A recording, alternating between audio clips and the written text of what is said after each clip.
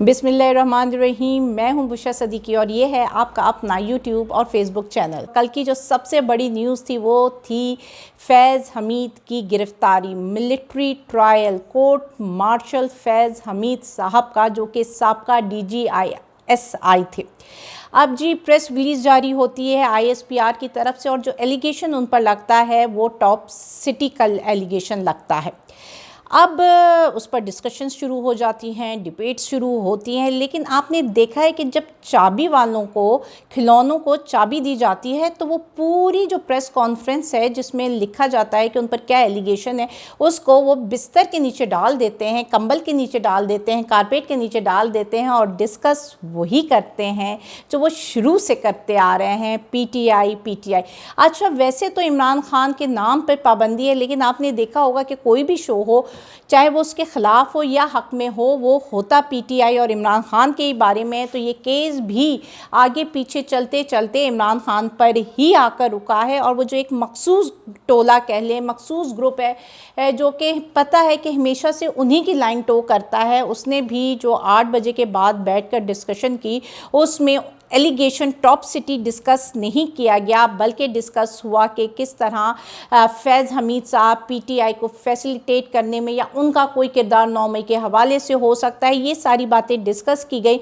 और यहाँ पे आप बात नहीं भूलिएगा कि इमरान खान ने कुछ अर्सा पहले कहा था कि ये लोग मेरा मिलिट्री ट्रायल करना चाहते हैं। वैसे तो ये भी एक कॉन्स्पिरेसी थ्योरी मार्केट में आई है कि शायद फैज़ हमीद साहब को वादा माफ गवाह बनाया जाए, जिस तरह मलिक रियाज को कोशिश कर रहे थे। लेकिन ये बड़ा जिसे कहते हैं मज़ाहिका खेज़ लगता है कि एक DGISI साहब का वो कैसे कोई वादा माफ गवाह बन सकता है। लेकिन ये पाकिस्तान है, यहाँ पे हम पिछले 2 सालों में से सारे नामुमकिनात को मुमकिन होते हुए देख रहे हैं। और अगर आप ये देखें कि जो बातें हैं वज़ीर दिफ़ा ने की, उसके बाद हामिद मीर साहब ने की, उनकी बातें सुनने के बाद ऐसा लगता है जैसे ये कोई 2 बदमस्त हाथियों की लड़ाई है, जिसमें पिसी सिर्फ़ और सिर्फ अवाम है। ज़लालत जिसके हिस्से में आई है वो अवाम के हिस्से में आई है, क्योंकि अगर आपने वज़ीर दिफ़ा को सुना हो या हामिद मीर को सुना हो तो वो बताते हैं कि किस तरह साबका DGISI जो हैं फैज़ हमीद साहब, वो भी चीफ़ के लिए एक कुर्सी के लिए डिमांड कर रहे थे और साथ में बाजवा भी अपनी एक्सटेंशन चाहता था। तो ये सारी एक कॉन्स्पिरेसी थ्योरी जो सिर्फ पावर हासिल करने के लिए थी, और अभी भी जो लड़ाई हो रही है वो पावर हासिल करने के लिए हो रही है, एक्सटेंशन के पीछे हो रही है। और काजी फ़ाइज़ ईसा साहब को इस पूरे मंजरनामा में हम भूल नहीं सकते हैं, क्योंकि काजी फ़ाइज़ ईसा ने अभी कल एक न्यूज़, जो कि ये फैज़ हमीद से पहले, गिरफ्तारी से पहले एक न्यूज़ आई थी, वो थी कि 3 जो सीटें हैं वो वापस PMLN को दे दी गई हैं। अच्छा, अब ये सारी बातें मैं आपसे क्यों कर रही हूँ कि आप खुद ही डॉट कनेक्ट कर सकते हैं कि सुबह खबर आती है कि जी काजी साहब ने वो 3 सीटें रीकाउंटिंग का वाला जो इशू था उसको सवाल लपेट कर कहा कि नहीं जी, हमें इलेक्शन कमीशन की इज़्ज़त करनी चाहिए, और उन्होंने इज़्ज़त करते हुए 3 सीटें नून को दे दी ताकि जी उनकी एक्सटेंशन ना बढ़े। तो दूसरी तरफ फ़ौरन ही शाम को ये न्यूज़ आ जाती है और हो सकता है कि ये ख़बर, ये जो कुछ भी हुआ गिरफ्तारी, ये ख्वाहिशात पर मबनी हो, विश पर मबनी हो। और हमें पता है कि ये किस किस की ख्वाहिश थी, चाहे वो काजी हों या पंजाब में बैठे हुए लोग, सबकी ख्वाहिश थी फैज़ हमीद की गिरफ़्तारी। तो हो सकता है लोगों को चुप कराने के लिए भी ये लॉलीपॉप दी गई हो। लेकिन बात यह है कि जो एलिगेशन लगाया है उसको क्या ये साबित कर पाएंगे टॉप सिटी का, क्योंकि जब आप एक सिरा पकड़ते हैं तो कई चीज़ें खुलती जाती हैं। अगर टॉप सिटी का केस आप निकालेंगे तो उसमें बहुत सारे नाम ऐसे भी आएंगे जो शायद अभी हाजिर सर्विस हों, तो क्या आप उन सबको इन्वॉल्व करेंगे? फिर बहुत सारे सवालात आएंगे, जहाँ से ये सोना मिला है, जहाँ से ये असला मिला है, उनके पास कहाँ से पहुँचे। तो जब ये ओपन उसमें होता, सिविल अदालतों में होता सॉरी, तो फिर ये ओपन होता, सबके लोगों के पास होता। इसलिए मिलिट्री ट्रायल में किया गया है ताकि छुपी हुई रहे बात, किसी को पता ही ना चले हो क्या रहा है। तो पाकिस्तान में आप देख लीजिए कि डेवलपमेंट्स जो हैं 2-3 दिनों में, जो छुप छुपा के डेवलपमेंट्स हुई हैं, बंद कमरों में जो डेवलपमेंट्स हुई हैं, उनके नताइज सामने आना शुरू हो जाएंगे।